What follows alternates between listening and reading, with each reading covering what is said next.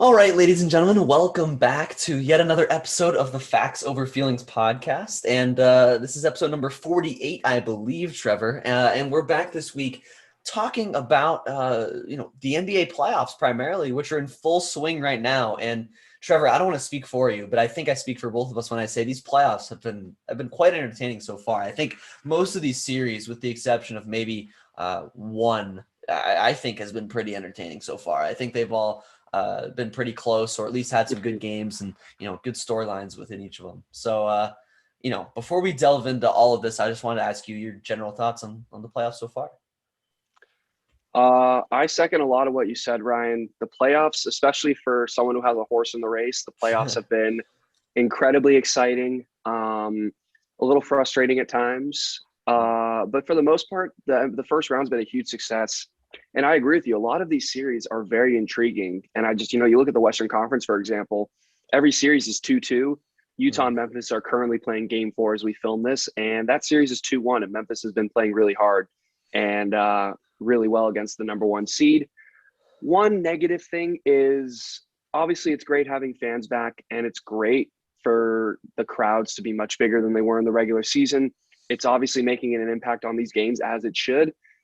Some of the fan behavior is a little inexcusable. It's a little frustrating for me as someone who loves the NBA and has a lot of respect for what these guys can do. But throwing popcorn, throwing water bottles, spitting on players, making racist remarks to players' families. And then we had another incident today where a fan ran onto the court in the Philadelphia Washington Wizards game. I don't know if people just forgot how to act during the pandemic where everyone was cooped up in quarantine, but it's a little inexcusable what I've seen from these fans. It's great having them back, but people, let's behave like humans here. Let's keep it civil, and let's keep it strictly basketball when we trash talk. Nothing racist and all that. But other than that, the playoffs have been fantastic, and let's delve in. Yeah, and I don't want to talk on this issue too much, but I do agree with you. Like, I'm glad you brought that up. But I do want to say, in regards to, and this is probably totally unrelated, but Kyrie Irving had a water bottle thrown at him after the game. I think, what was it? Was it just last night, Trevor? It was just within the last 2 days. Yeah. But I do want to say that I was also disappointed in Kyrie, because during that game, he goes over, I think it was pre-game or at some point during or after the game, and he purposely stomps on the Celtics logo at mid-court. And that was before the water bottle incident. I just, that just kind of, that rubbed me the wrong way a little bit. It's like, man, you've treated the other places you've been, like Cleveland and Boston, you've kind of exited both places in kind of a messy way. And, I don't know, for him to do that, I thought was a little bit, I thought it was uncalled for, a little disrespectful to the entire city. But I'm actually going to disagree with you on that one. I actually love that. Really, I love seeing that. I thought it was. I don't know. I thought it was entertaining, and I like that there's bitterness there. It makes it more entertaining as a fan. That's true. That's true. Maybe the water bottle was slightly more deserved than the other acts. I just want to put that out because I don't know. Kyrie's Kyrie. I just thought that was I don't know. I was like, eh. Maybe it frustrates me because I'm a Cavs fan. Yeah, maybe because I'm a Cavs fan, he's rubbed me the wrong way. You have a personal grievance with Kyrie. That's understandable. It's understandable. But without further ado, we can get into these playoffs specifically. And I wanted to start off by talking about, Trevor, some teams that you and I are either impressed with or just really disappointed in. And I wanted to hand this over to you, and you can talk about a team that you think has done really well so far, or a team that's kind of surprised you with how poorly they've played. I'm going to go with the latter of what you said there, Ryan. I'm going to talk about the Miami Heat, the only team to officially be eliminated from the playoffs. The Washington Wizards avoided a sweep earlier tonight. The Miami Heat were awful. I don't know any other way to put it. Other than game 1, they lost their next 3 games by, I believe, at least 17 points every game. I think they lost game 2 by 34, game 3 by 29, and game 4 by 17. And that just tells me that just tells me that there was something wrong, because we saw what Miami did in the bubble last year, right? And I know the bubble, weird circumstances, playing in smaller stadiums, all that. But they beat this Milwaukee team in 5 games. And the one game they lost, Giannis didn't even play. So it's arguable that this team could have swept Milwaukee, who was the number 1 seed in the East last year, if Giannis played in that game 4. And for me, I was just confused because I saw what Duncan Robinson did in that playoff run last year. I saw what Tyler Hero did. Jimmy Butler was a lot worse in this playoff run. Bam Adebayo was. Every player for the Knicks regressed. Or not for the Knicks, excuse me, for the Miami Heat. Everyone regressed, which is very surprising. usually in the NBA, it's not like the NFL where you see that sophomore slump. In Mhm. the NBA, you see guys tend to struggle a little bit their rookie year, but really take big steps forward in their second year.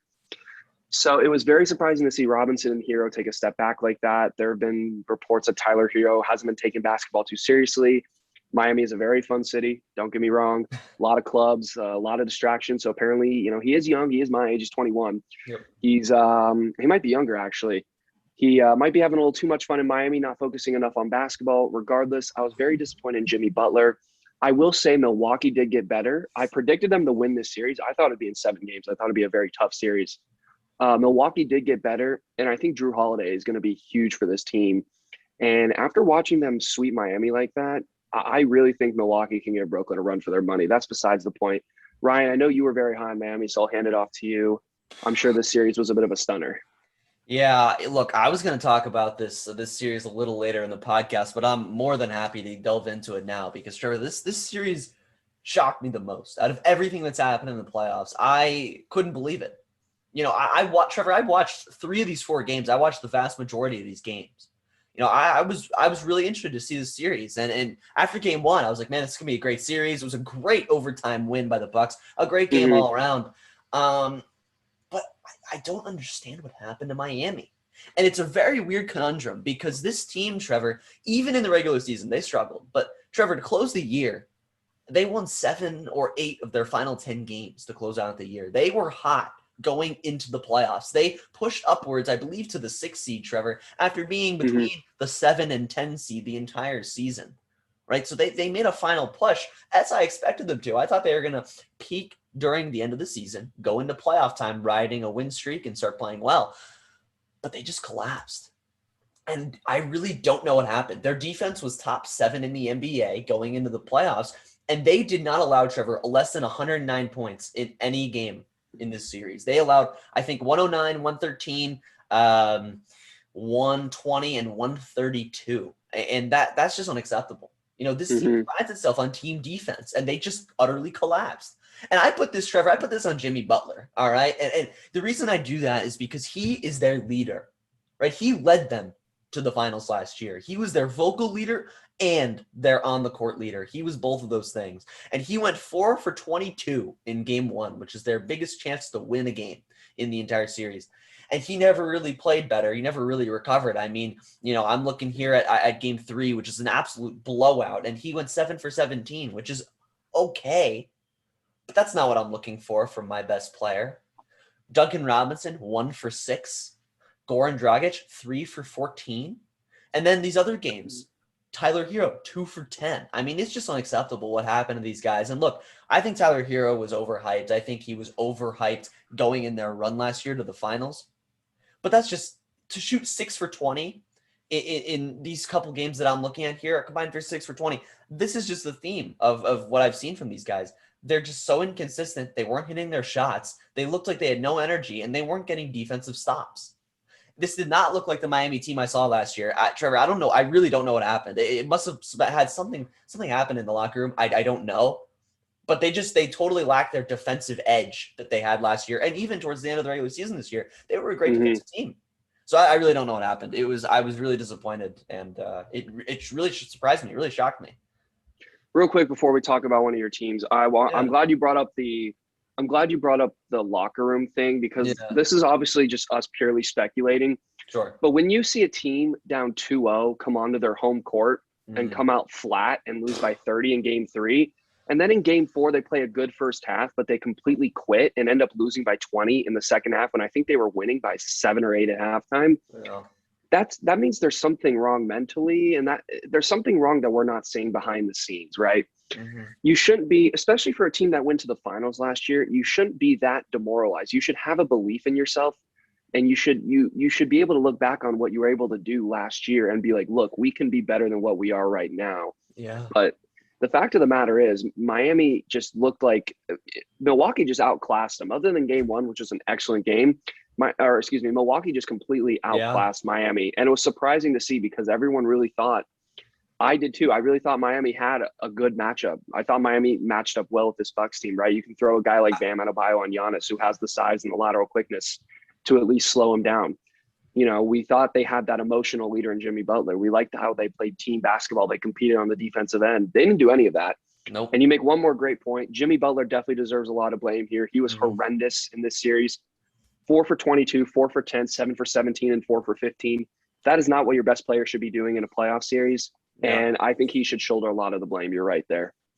Yeah, no, definitely. And Trevor, I just don't know. I mean, part of the reason it shocks me so much, and we can move on in a second, is because they beat Milwaukee in 5 games last year. 5 games. They made It it was look easy. it was an easy series. I think they were up 3-0, and then Milwaukee sat Giannis and they won a game. It was like whatever.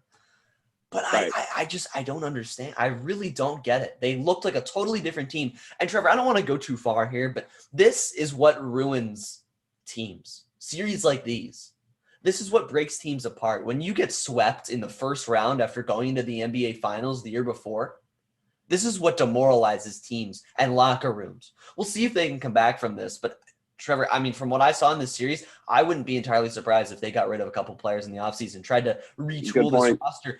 I mean, I love the roster, but something happened.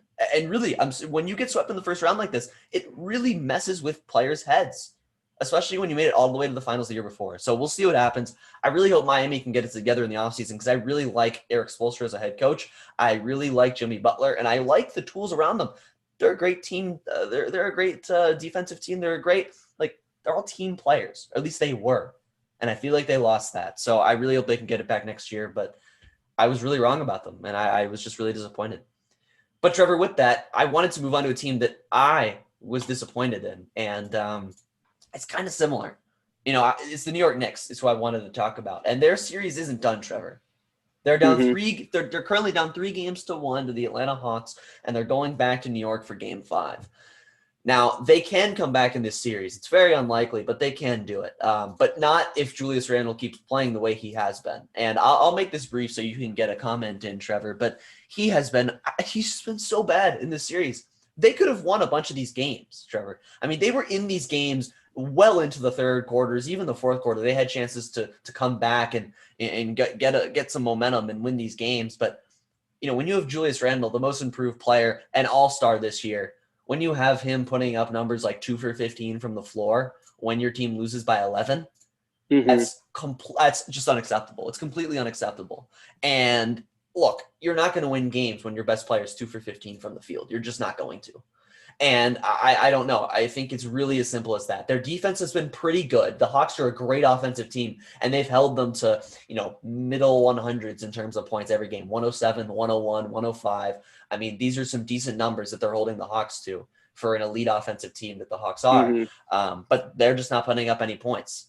Right, Trevor? Or I'm sorry, I was wrong. Sorry. The Hawks actually had 92 points in one game. But the point is they, you're not putting up points. They haven't had more than, I think, 105 points in any game, and that's not going to cut it. The Hawks are a bad defensive team. Trae Young's probably a bottom 3 defender in the NBA, and your best player is putting up donuts. I mean, he puts up a 2 for 15. He puts up, in another game, a 6 for 23.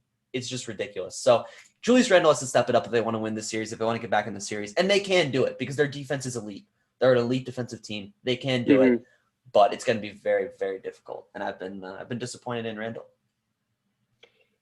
I agree with some of what you said. Definitely, Julius Randle has been horrendous in the playoffs, and I feel a little bit bad for him because he's the reason the Knicks were in this position. He's the reason the Knicks were able to get the 4 seed. He had an MVP caliber year.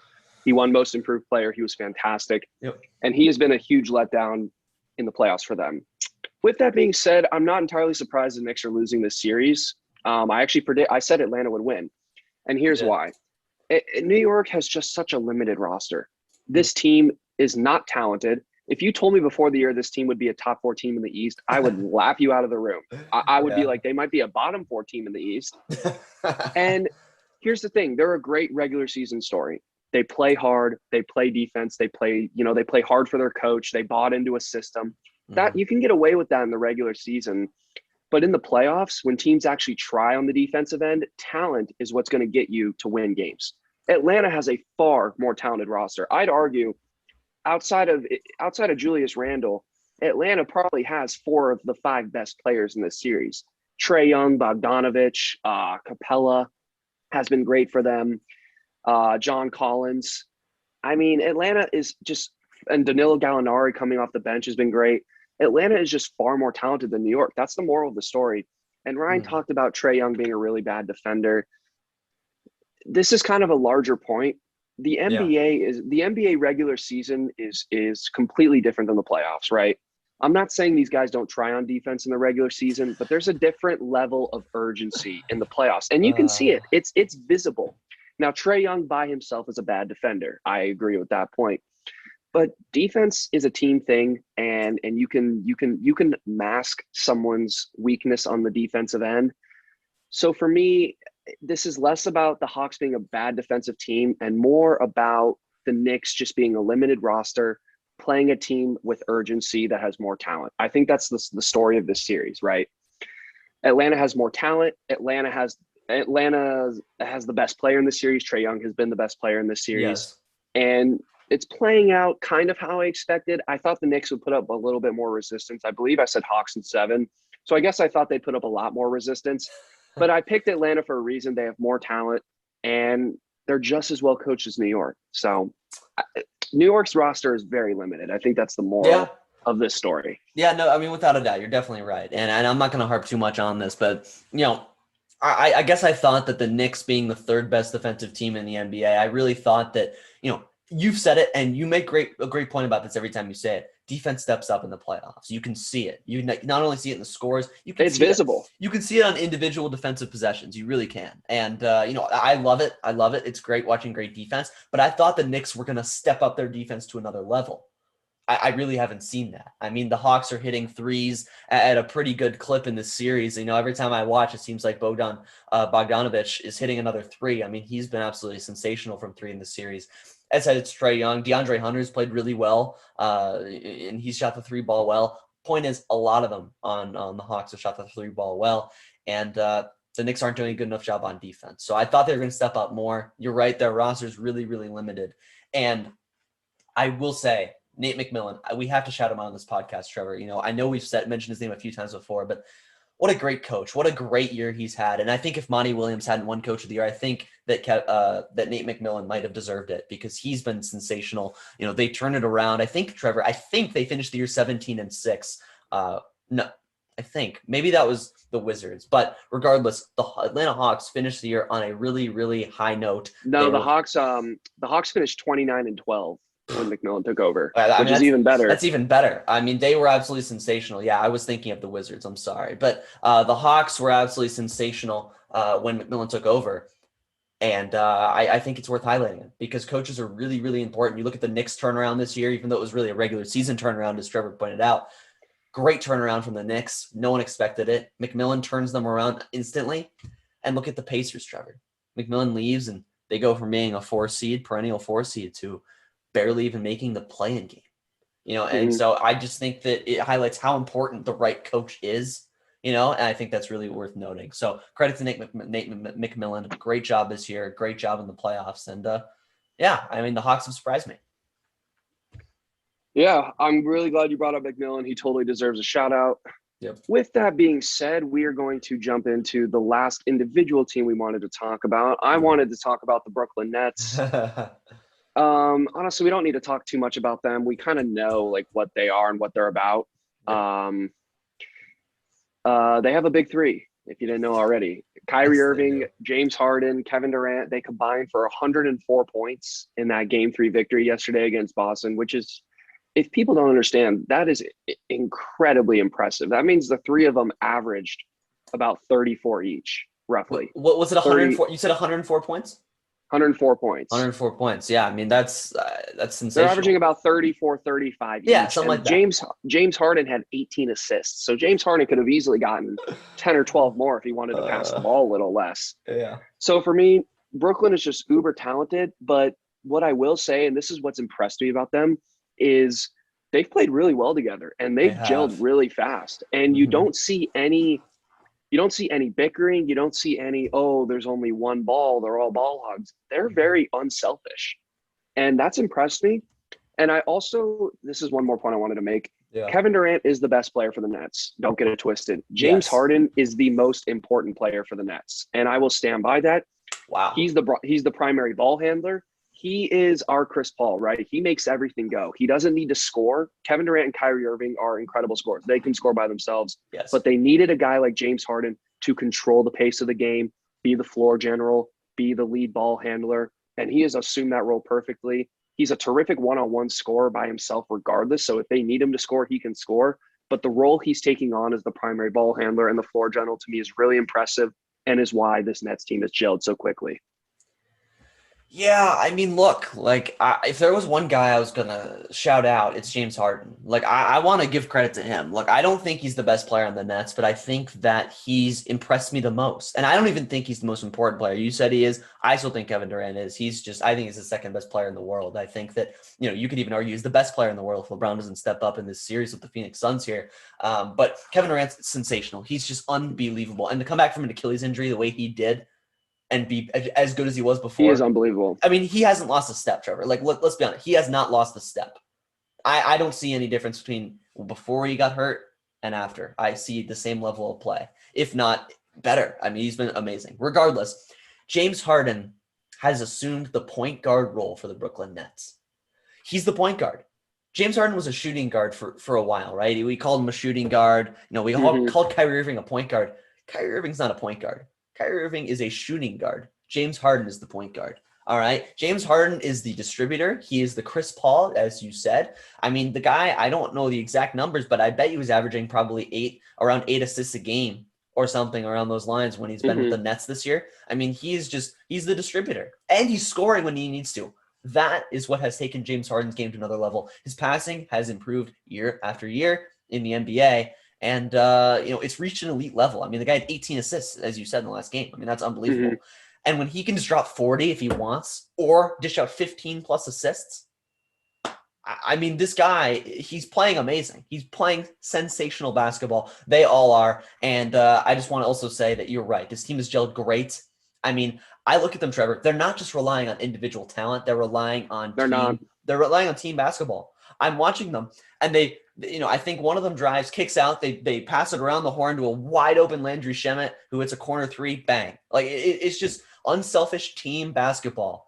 They can go ISO when they want, but every player seems to know where to go, what to do, and what their role is. And I think that this team, not only is their talent the best in the NBA, but their chemistry is one of the best in the NBA, and that's why I think that they're easy NBA championship favorites still. Easy championship favorites. Interesting. Yeah. Oh yeah. We can talk about this on another podcast. Sure. I think that Milwaukee Brooklyn series is going to be a very interesting second round series, but we'll talk about that on a later podcast. They still have to go through my Suns in the NBA Finals. That's besides the point. Anyways, yes. I want to bring up one more thing about Brooklyn. I want to give Steve Nash a lot of credit because of the chemistry and how they're gelling so well. I know obviously you don't necessarily need the world's greatest coach to coach a team with this much talent, but I do think it takes a certain personality and a certain voice in the locker room to get these guys to buy in and to get these guys to play for you and to get them to play, your style and your way. And also he did a great job in the regular season when, none of these three guys ever played at the same time. They had Blake Griffin come in, they had Aldridge come in, then Aldridge leaves, they have injuries. So Steve Nash did a very good job as being kind of like a steady, consistent force in that locker room and for that team. And now once their whole talent and their whole, way of basketball comes together, you're seeing what they can do. And Ryan is right to a certain extent. This team can definitely win a championship. Yeah. But we are going to move on now and talk about a couple playoff series. We've kind of already done that as we talk about each individual teams. But Ryan, I know you wanted to highlight one series in particular, so take it away. Oh yeah, I mean, for me, I wanted to highlight a series that Trevor and I disagree on, and I think we've disagreed on specifically the Denver Nuggets for a few weeks now, ever since Jamal Murray went down. But I want to talk about the Denver Nuggets and Portland Trailblazers series because this series, Trevor, it's going to be a good one, and it already has been a good one. We're through 4 games right now. The series is tied at 2 games apiece, and I think every game has been really fun to watch. And sure, they're not all super close at the end of the game. Portland won by 20 in the previous one. Denver won by 19 in one, but I still think that these teams are very evenly matched. And I think it's going to come down to maybe even a game 7. I mean, I still like Denver in this series. I said Denver would win in 6 games. I think that's possible. While I think 7 is more likely, 6 is still possible. I think Denver's just done a really great job, Trevor, in this series. They lost the first game. And when you're down your second best player, it's easy to just get demoralized and let it snowball. But Denver is Mike Malone and Nikola Jokic, they did not let this get to their heads. They came out and won games 2 and 3. They did lose game 4, but I think that they're on good ground right now. And I wanted to point out how this team has kind of shared the wealth a little bit. Nikola Jokic has shouldered the load, obviously. I'm looking at their 2 games that they played. I think it was game 3 and game 2 where they won both of those games. Jokic dropped, I think it was 38 and 36. I mean, he was absolutely sensational. But what I wanted to point out is a guy like Austin Rivers, a guy who signed with the vet minimum to come on at the end of the year when they lost Jamal Murray. He dropped 21 points in game 3, Trevor. He went 7 for 14 from the field, 5 for 10 from 3. Right? When you have guys like that stepping up, in when they need scoring, they just do, right? They need scoring. We've talked about it. Michael Porter stepped up in the regular season, averaging, I think, close to 26 or 27 in game when Murray went down. He's not stepped up in a major way in the playoffs. He's averaging, I think, maybe 17 or 18 a game. But Austin Rivers stepped up one game. The next game, Paul Millsap stepped up, had 15 points off the bench, kind of throwing it back a little bit. Point being, they're having guys step up and help them win these games, and I think that they can have this continue. Especially if Porter can get hot. I mean, he's playing okay, as I said, averaging 17 or 18 a game, somewhere on those lines. But I think if he can start to get hot, and these guys keep, playing off each other, having, hot streaks and short spurt, barrages and shooting well from the 3-point line, I think they can easily win this series. And I do want to say I still really like Portland. Don't get me wrong, but they're a bad defensive team. And Denver, I also want to note, is a good defensive team, a very good defensive team, I might add. And I typically trust the team that is a better defensive team come playoff time. I just do. I think elite offense can only get you so far. You need to be good on the defensive end. And I think McCollum and Lillard is not big enough to be good enough on the defensive end to go far. But I think this is going to be a great series. I still like Denver, but I just like the way some of these guys have stepped up for them. I mean, I disagree with you on who's going to win the series. I've made that clear. Yeah. I said Portland would win the series in 7 games. And I think the story of this series is when Portland wants to play defense, Denver can't compete with them. But Portland has a really bad tendency to take games off. They just decide that they don't want to try I'm over exaggerating this. Sure. But they lack a certain urgency in some of these games. And for me, it just doesn't make any sense because you have guys who have a ton of playoff experience. Melo, Lillard, McCollum. This Portland team, for the most part, has played together.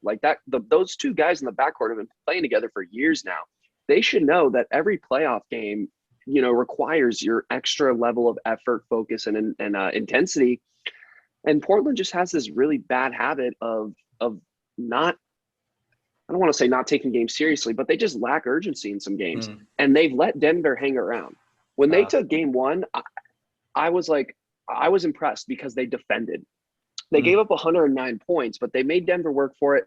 And Jokic went absolutely crazy, but they said, you know what, Jokic, you can get your 40 points. You can't beat us by yourself. Sure. Porter gave him a little bit in game 1. And then in games 2 and 3, they give up 128 in game 2. They give up 120 in game 3. And I'm like, wait, what is this team doing? They have absolutely no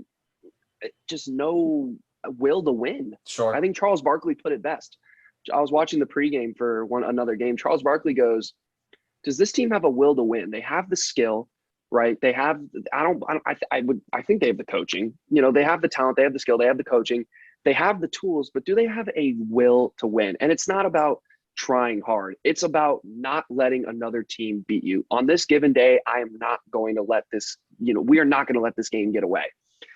And you see it with LeBron all the time. His ability to carry teams by himself, his will to win is unmatched. Kobe's will to win is unmatched. Michael Jordan's will to win is unmatched. Those are very, those examples are hard to live up to, but Portland lacks that certain will. And then in game 4, they came out and they decided we're going to play defense today, and Denver had no business being in the same gym with them. So with all that being said, I think Portland is in control of this series. 2 of the last 3 are going to be in Denver. But for me, Portland has a lot of playoff experience. They are the far better team in terms of roster skill. They have their backcourt is light years better Of than Denver's course. backcourt. It's not even close. Yeah. I understand that McCollum and Lillard aren't great defenders, but for me, if they commit to playing defense, they can at least make life hard on Campazzo and Austin Rivers. I don't see how I don't see those two guys beating Lillard and McCollum. And Jokic just doesn't have enough help. And I told you, Ryan, they were going to feel the loss of Jamal Murray. They were going to feel the loss of Jamal Murray a lot more in the playoffs than they did in the regular season. And here's why. You talk about certain guys stepping up, but it's a different guy each night. There's no consistency. Jamal Murray was their consistent number 2 that they could rely on. And now they don't have that. And once Portland decides to play defense consistently night in and night out, Denver's not going to have the offensive firepower to keep up with this team. Yeah, I mean, look, I'll wrap this up in a minute or two. I want to push back a little bit on what you said. And here's why. You said that Portland just needs to not take games off. And I tell you, Portland's been doing that for years. You want to know why? They're not taking games off. They're just an inconsistent team on the defensive end of the floor. And when you're a consistent bottom 5 team on defense, which they are year in and year out, it's just the way it is, right? You're going to have games where you just can't stop someone. You're going to have games like that, right? And I think that, it's a problem for Portland, and I think that's why I picked Denver, because they're the more consistent team. And you're right. They're going to feel the loss of Jamal Murray more in the playoffs. But I do want to point out that Michael Porter Jr. might have won Most Improved Player if Julius Randle didn't exist. He was definitely in the running for that award. He was sensational this year, at least in my personal opinion. I'm a bigger fan. Great. He hasn't been great in the playoffs. He's been okay. No, he's not been great in the playoffs. He's been okay. He's been fine. That's not good enough. He needs to step it up in these next few games. But they're tied 2-2 in the series, and their second best player has been okay. So if he can step up and be good, right? Not even regular season level, very good. If he can just be good, more consistent on the offensive end, just more efficient, right? Maybe averaging 22 to 24 a game. They can win this series. I really think that they can win this series. So I don't know. And I also want to say Denver's strength was never their backcourt. Their front court is their strength. I mean, you look at that front court, Trevor, I just want to say, sure, their backcourt's horrible, but they have Jokic, Aaron Gordon, and Michael Porter Jr. in their front court. I mean, that's a really, really, that's a lot better than Portland's front court is all. My point is pointing out their backcourt, we all know it's really weak without Murray. And we know, but that's the weakest part of their team. So, I think their strength lies in their front court, and we all know that. And we'll just see if it's going to be enough. We'll see if Porter can step up. I think it really comes down to that. Can he step up? And I want to say one last thing, Trevor. I'm sorry, I'm rambling, but no, go ahead. They lost the Trailblazers, Trevor. They lost the game, and I watched this game. Lillard could not miss in the first half. He had 42 points, Trevor. He was 9 for 16 from 3. Him and McCollum combined for 20 for 36 from the field. Trevor, they lost that. They lost that game by 19 points. And I'm like, man, your 2 best players combined for 63. Lillard has 42 on elite efficiency, and you lose by 20. I don't know. I cannot get behind Portland's inconsistency, and I think that they can win the series if they play if they're hot and they are adequate on defense. But I'm just too nervous that they're going to come out flat on the defensive end and just get blown out of the water and can't be stopped or can't stop anyone on defense. So we'll see what happens. Regardless, it'll be a great series. If you want to say anything else before we move on. One last rebuttal. Yeah. You brought up a game where Lillard got super hot and they get blown out. Yes. I'll bring up game 4 when Lillard went 1 for 10 from the field and they won that game by 20, and it wasn't even that close. They were up by 28 at the end of the third quarter. So for me, this team is, and I guess that's your point. The frustrating thing with Portland is they're capable of doing this. They're capable of winning with defense, but they don't consistently enough. Yeah. And you make a good point there. I will say this has been a really interesting series, like every series has in the Western Conference. It looks like Utah's going to go up 3-1, but as I said earlier, every other series is 2-2. Yep. Which leads me to my next point or I guess my next series. Yeah. The one I want to talk about first is, I guess, another great series, the Clippers and the Mavericks. And this series for me there's been some weird series, Miami, Milwaukee. this one might be the weirdest playoff series I Yeah. think I've seen in a long time. Yeah. Dallas, the first two games, comes out red hot. The Clippers can't defend anybody. And Dallas wins the first two. They go up 2-0. And everyone's thinking this is over. The Clippers are done. The Clippers are just permanently plagued by the bubble.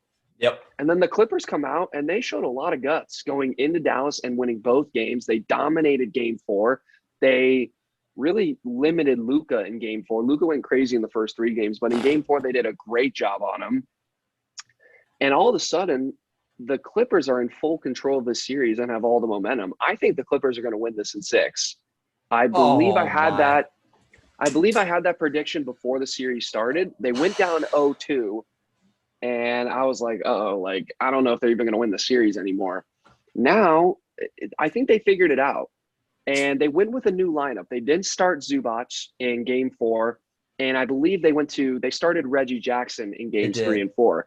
Yeah. So they're playing a more small ball, switch the pick and roll type lineup, right, where they can have 5 guys defend any position. And that seemed to work. They played a lot better defense in games 3 and 4. Kawhi Leonard also, I'm going to give him some props. He has been fantastic outside of game 1. I believe he had 42 in game 2, 36 in game 3, and I believe he had another 29 in game 4. He did, yeah. So Kawhi Leonard has been fantastic in this series. And the Clippers are the better team. The Clippers have a really deep roster and a very versatile roster. They can play many different ways. And Dallas got, I think Dallas was fueled by a little bit of the emotion of the Clippers wanting to play them, right? I think Dallas got extra motivation from the Clippers tanking to purposely try and get a matchup with Dallas. Mm-hmm. You saw that in games 1 and 2. Dallas came out really focused and intense. And then I think that emotion started to wear off. The Clippers realized it's a long series. They realized they're a better team than Dallas. Mm-hmm. And Dallas' shooting cooled off a little bit. So for me, the Clippers have showed a lot of grit in games 3 and 4, and I think they're going to win the next 2 games and win this in 6. You know, Trevor, I really hope that's not true. I chose the Clippers. I do too. Look, I chose the Clippers in 5. And you know, I thought I was going to be totally wrong after the first 2 games. I think they could definitely win this in 6, but I really want to see the Clippers downfall. And maybe I'm just being, mean to the Clippers, but man, like I want to stand by this. They don't have a leader. They have Rajon Rondo, who rallied them, I believe it was in game 3, to come back and win that game. And that's who they lacked last year. But their head coach, Tyronn Lue, I've talked with Trevor about this off the air. He's not a leader. He's a quiet, soft-spoken guy. He's not a leader, not a vocal leader at least. Kawhi Leonard, we know, is not a vocal leader. Paul George is too whiny to be a vocal leader, and they don't have that. And I guess they have Rondo, who can rally the troops, but I question if he can consistently do it. I do. I think this team is too I don't want to say like self-centered's the wrong word, but they're too just I don't know. They're too soft. I don't know. I feel like this team is soft. I do. When I look at the Clippers, I don't see a team that has guts. I don't see a team that scraps and fights tooth and nail every stretch of the way. And I think that's what they're lacking. And I think that'll be their downfall. So I hope they lose the series, but I think you might be right, Trevor. And here's why. Luka's hurt. We know that. He's hurt. He's getting better. I don't want it to be an excuse, but I think that's why he played poorly in game 4, at least partly why. I'm sure it affected him. I also want to point out, which this is the biggest reason why I'm worried about Dallas. Trevor, in game 1, Dallas shot 47% from 3. Game 2, 53% from 3. Game 3, where they were in the game, right? Trevor, right. They shot 51% from 3. You want to know what the Mavericks shot from 3 in game 4? 16%. 16%. And they lose, Trevor, by 25 points? 25 points. It was a blowout by the second quarter, right? And this is why I'm worried. Because as a team, to lose game 3 and shooting above 40% from 3 is a bad sign to me. And when you shoot around 50% in the 2 games you win, that is insanely hot shooting. And I'm worried that can't continue, and we're seeing that already, right? They're cooling off game after game after game in the series. And I'm concerned that this is going to lead to their downfall because unless they get that hot shooting back, Trevor, I don't see how they can beat the Clippers, right? Because we both know the Clippers are more talented, right? Mm, We both know that. Luka's, I think, it's debatable if Luka's better than Kawhi, but Luka's at least the second best player in the series. right. But that's not enough for Dallas to overcome them, the Clippers. They need this really, really elite hot shooting to win this series, and I don't think it'll continue. I mean, how can I think it can continue? I mean, 50% from three is insane. That's unbelievable, right? So I'm just worried that they won't continue and that they'll lose this series because of that. But I really hope they can get that hot shooting back because I really, really want them to beat the Clippers. I do. As a Suns fan, I also want the Clippers to lose. Yeah, you bring up a good point about the Luka injury. That was definitely a factor in Game 4. Yeah. And you're right. The shooting is the only way Dallas can win this series. Dallas is going to have to make 17 or 18 threes a game to win. Yep. And Tim Hardaway is going to have to give them 5 or 6 threes. Luka's going to have to give them 5 threes. Porzingis is going to have to play a lot better. I don't think he's been very good in this series at all. Mm-hmm. So that's the thing about being the worst team. And again, I'm gonna go back to what Charles Barkley said. I was watching him again today. Sorry, I'm quoting Charles Barkley a lot.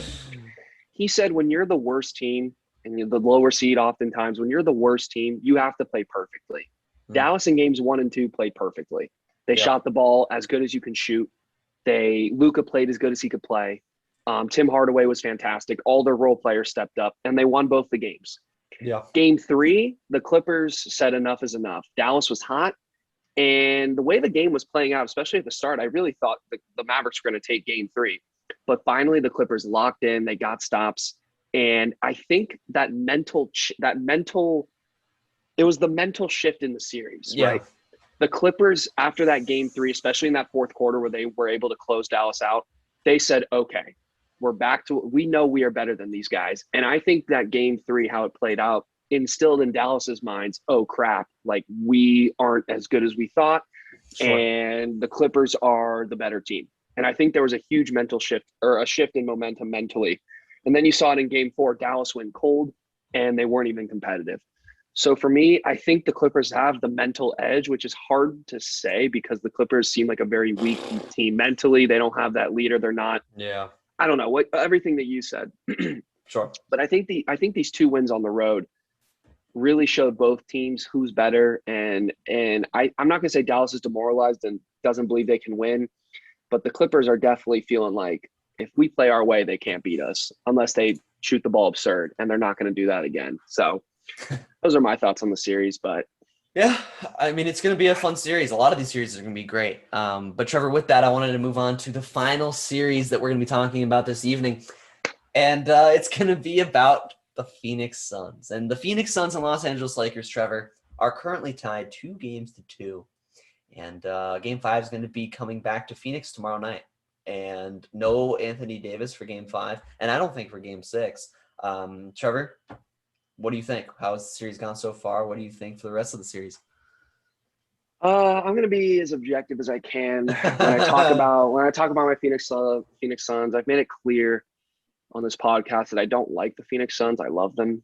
And that has clouded my judgment at times when I make certain statements like how I think we're going to beat the Brooklyn Nets. I don't really believe that.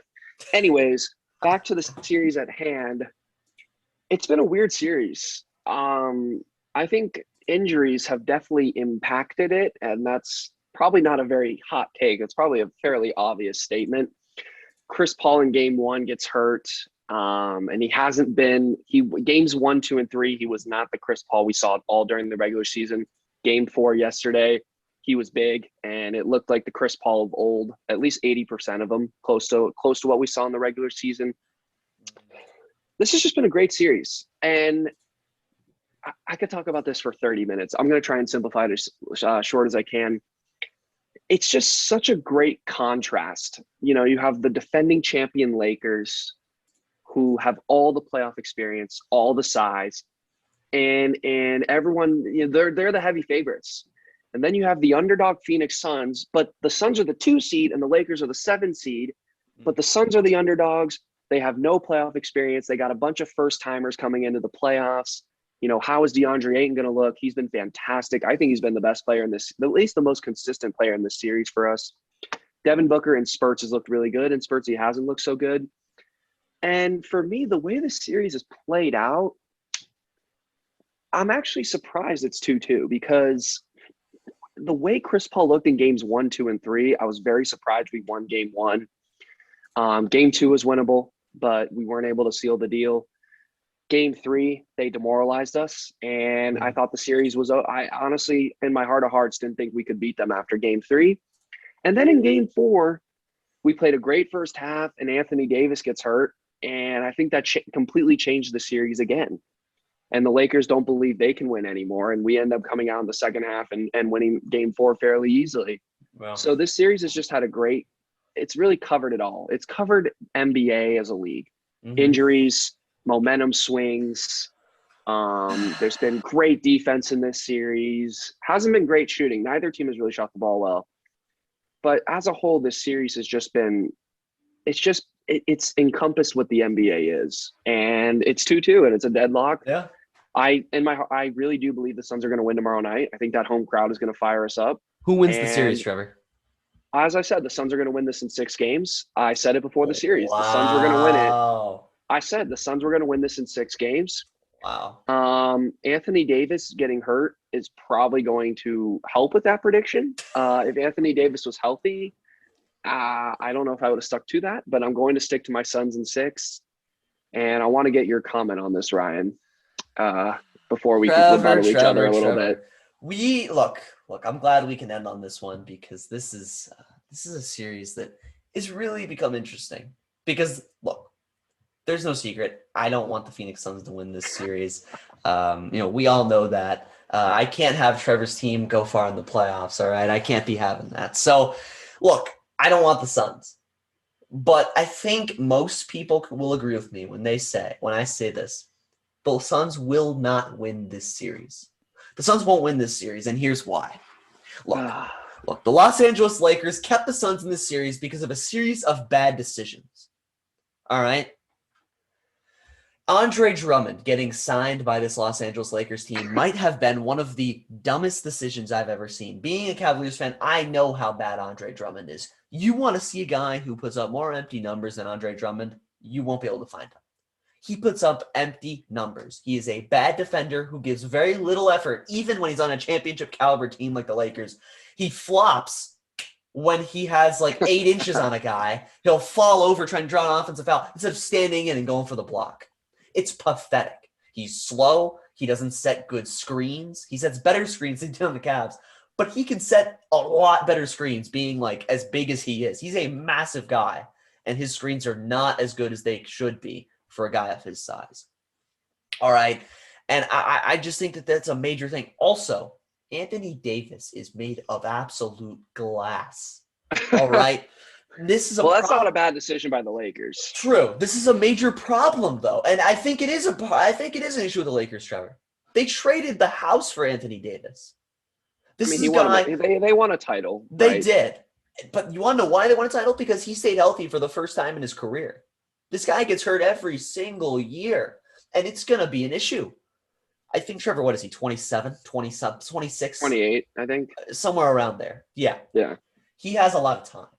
Point is, though, every single year there's another injury. Now, this guy, he falls over and hurts his leg. He strains his groin.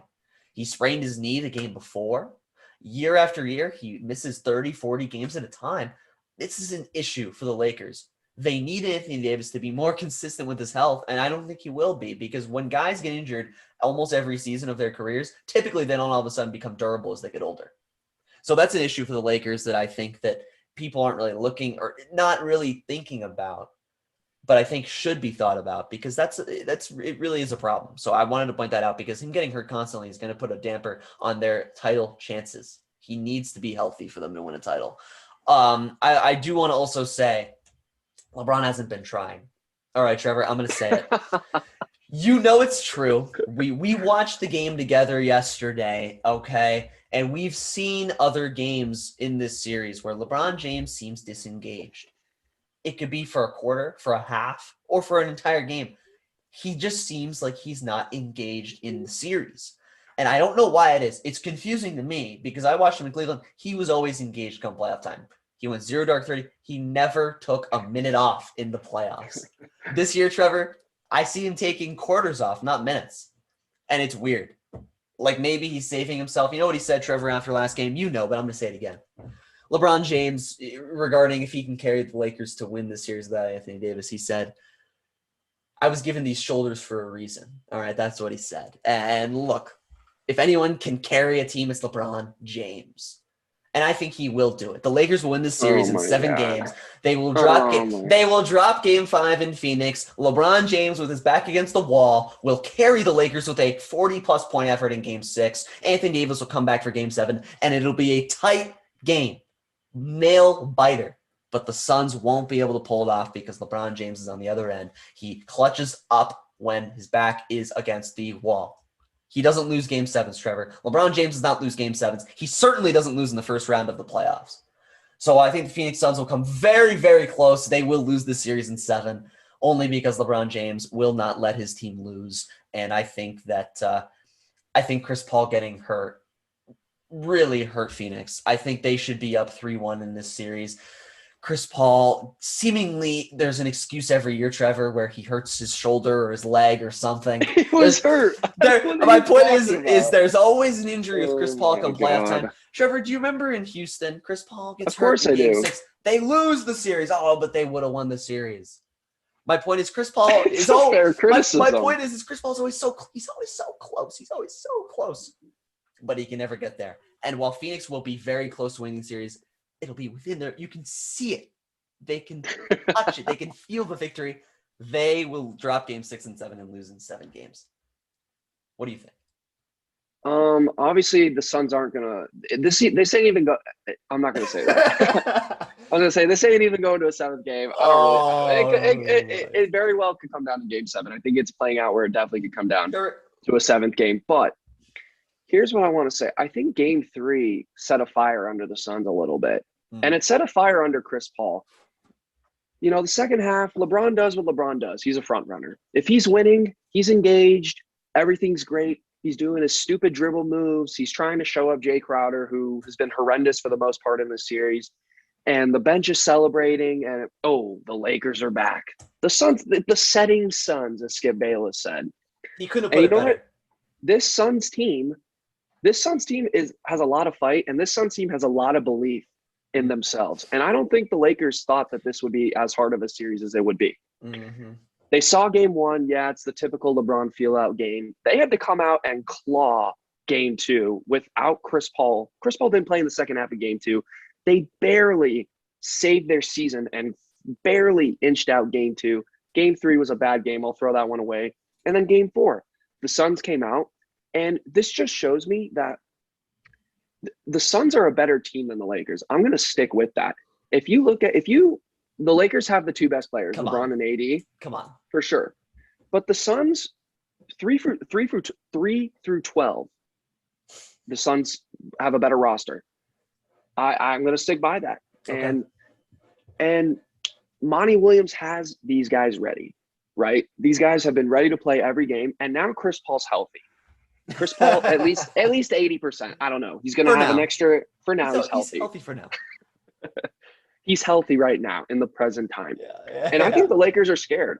And especially without Anthony Davis, I think the Suns can taste victory. And I'm telling you, if they win game 5 tomorrow by double digits and really demoralize the Lakers, and we'll see, Anthony Davis has an injury where in the regular season, that's a 2-week injury, right? That's a 10 to 14-day injury, a groin strain. He's not going to be able to come back in 48 hours. Will he be able to come back in 96 hours? No. Probably not. Wow. And you see, and now the Lakers got to play a game 6, assuming hopefully they're down 3-2. And I get LeBron's going to have to go Herculean, but Phoenix is a better team, a better coach team, and they play better with one another. And I think with Chris Paul getting healthy, that lifted the locker room. He overruled Monty Williams. He said, Monty, I'm going to play game 4. I think that lit a fire under the team's butt a little bit. And they're playing for each other. This team is as close as they come on and off the court. And I'm telling you, Ryan, everyone's been underestimating the Suns. Everyone in the national media has been underestimating the Suns. And they're going to learn a very hard lesson that this Phoenix team can beat anybody. Go ahead. Look, Look, Trevor, here's the thing. Can I give you a comparison? I'm going to compare the Phoenix Suns to the Boston Celtics of 20, I believe it was 2018, or was it 2017? Oh, right. 2018, I believe, Trevor. And can I tell you why? The Boston Celtics were up 3-2 on the Cleveland Cavaliers, on LeBron James's Cleveland Cavaliers. Great coach. One of the best coaches in the NBA, Brad Stevens. One of the best young rosters in the NBA. Young studs. Jason Tatum, Jaylen Brown, Terry Rozier. Phoenix Suns are a very similar team. Great defensive team, both of these teams. Good offensive firepower as well. Tatum and Booker, two young stars, right? I see the similarity in the fact that both of these teams tasted the victory. They were so close. The Suns will be like this by tomorrow night. Tomorrow night, the Suns will be up 3-2. Mark my words, they will be up 3-2. They will taste the victory. The difference is, do you remember what happened in Game 7 to the Boston Celtics, Trevor? Terry Rozier went 0 for 7 from 3. Jaylen Brown 0 for 8. They were trash. They couldn't score at all. Let me tell you this, Trevor. Come Game 7 against LeBron James himself, they will do the same thing. The Phoenix Suns will do the same thing the Boston Celtics did. They will not be able to hit their shots when it matters most because they are a young team. That's why the Celtics lost in 7. That's why the Suns will lose in 7 to LeBron James. LeBron James has been here, done that before. He's beaten teams like this before. The Suns have not. And look, they're a great young team. Maybe they could prove me wrong, but I see too many similarities to all these other teams who have challenged LeBron, who have come close. Here's the difference. Here's the difference. Go ahead. Chris Paul's the difference. Okay. Chris Paul is not some young guy who's never played in the playoffs before. We'll see if Chris Paul doesn't get hurt again. We'll see. Oh my! All right, we'll see. He's fine. It was a freak injury that could happen literally at any point. It was a freak injury. Chris Paul has been healthy the whole year. He started 70 games out of 72 possible regular season games. He has been as durable as a player can be in the NBA. He didn't do the wussy thing and take load management games off like everyone else does. He's durable. He had a freak injury in Game 1, and now he's recovering from it. And I'm telling you, Ryan, the Suns may not, there's similarities to that Boston team, I'll agree. Yeah. But they have their leader is a veteran who has been in this position before. And that's the difference. Chris Paul is the difference. And if he's healthy, which he seems to be getting healthy, he is the reason the Suns will be put over the top, especially since the Lakers are missing their best player in this series, Anthony Davis. All right. Look, we could debate this next week when the Suns have a Game 7 coming up. Or I don't know when Game 7 would be, Trevor. Game 7 will be this upcoming Saturday, hypothetically. Well, a week from now, Trevor, we'll be talking about this series in a past tense. And look, everyone. Suns Portland Game 1. Look, everyone, all I'm going to say is I really hope Trevor attends next week's podcast and isn't too demoralized to talk about his Phoenix Suns because it will be a tough loss. It will be a series for the century. It'll be a series to remember, but unfortunately, I just don't think they'll pull it out. But Trevor, I wish you the best. I hope the Suns, for your sake, are able to win this series. Ryan wishes me the best, but inside he's going, please, LeBron, I need you just like you did it for us in Cleveland. I need you to win this series. I'm gonna hope and pray. But with that, Trevor, we're gonna wrap this podcast up. It's been a good one. I know it was NBA heavy, but next week we promise we will mention some other sports. We'll talk about some PGA Tour stuff. It's kind of tough, the NBA is in the playoffs, it's kind of hard to. It's an NBA centric world right now. NFL's in the off season. Baseball's just going, but we will mention some other sports next week along with some NBA. But I think we had a great podcast. I hope everyone enjoyed, and we'll be back next week. Go Suns.